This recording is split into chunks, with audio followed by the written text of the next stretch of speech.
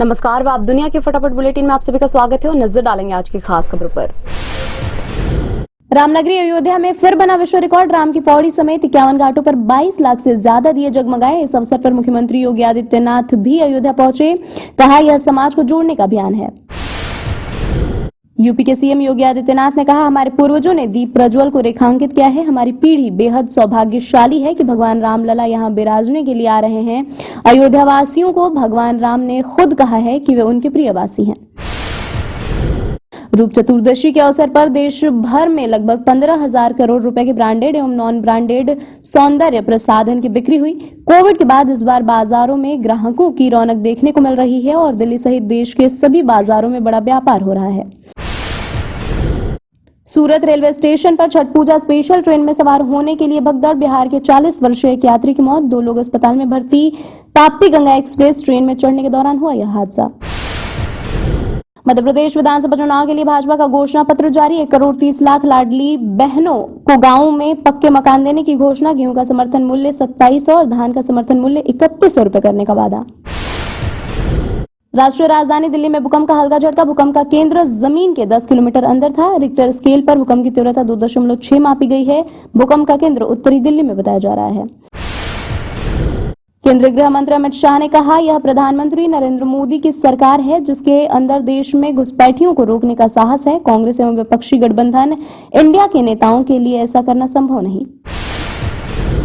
रक्षा मंत्री राजनाथ सिंह ने सीतापुर विधानसभा क्षेत्र में एक चुनावी रैली में कहा, कांग्रेस के शासन में छत्तीसगढ़ में कानून व्यवस्था ध्वस्त हो गई है। मानव तस्करी, मादक पदार्थों की तस्करी कांग्रेस शासित छत्तीसगढ़ में बढ़ी है।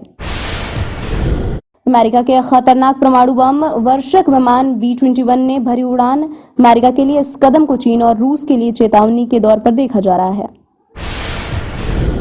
अजीत पवार और शरद पवार की मुलाकात को लेकर सांसद नवनीत कौर राणा के पति और निर्दलीय विधायक रवि राणा का दावा। कहा, पवार साहब पीएम मोदी का समर्थन करेंगे और विकास के लिए राज्य सरकार को मजबूत करेंगे।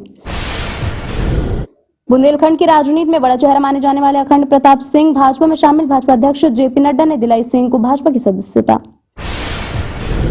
जेल में बंद आम आदमी पार्टी के नेता मनीष सिसोदिया अपने आवास पर पत्नी से मिले। राउज एवेन्यू कोर्ट ने उन्हें अपने आवास पर बीमार पत्नी से मिलने की अनुमति दी थी। कांग्रेस नेता जयराम रमेश ने जयपुर में कहा, महिलाओं पर अत्याचार कहीं भी होता है वो शर्मनाक और निंदनीय है। महिलाओं पर अत्याचार, दलितों पर अत्याचार, आदिवासियों पर अत्याचार के मामले में मध्य प्रदेश सबसे ऊपर है। राजस्थान में अपराधियों के खिलाफ कार्रवाई की जाती है। जम्मू कश्मीर के पुलवामा जिले में सुरक्षा बलों और आतंकवादियों के बीच शनिवार को मुठभेड़ हुई। पुलिस अधिकारियों ने कहा, पुलिस और सेना ने वहां आतंकवादियों की गतिविधियों की सूचना मिलने के बाद इलाके की घेराबंदी तथा खोजबीन अभियान शुरू किया।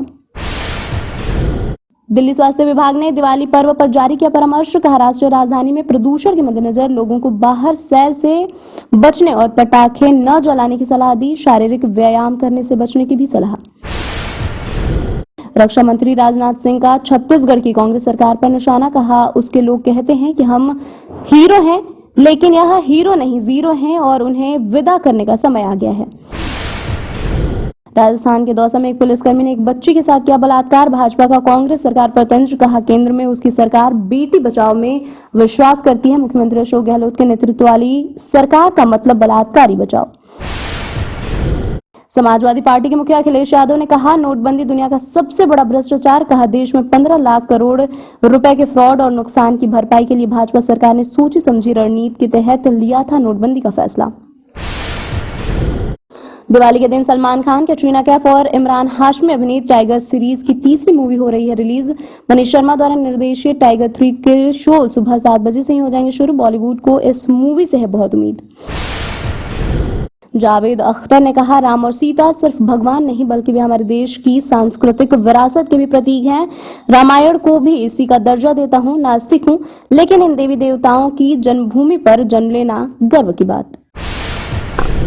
ये थी आज की फटाफट बुलेटिन और ऐसे ही ताज़ा अपडेट्स के लिए बने रहे हमारे साथ, यानी कि विजिट करें आप दुनिया पर।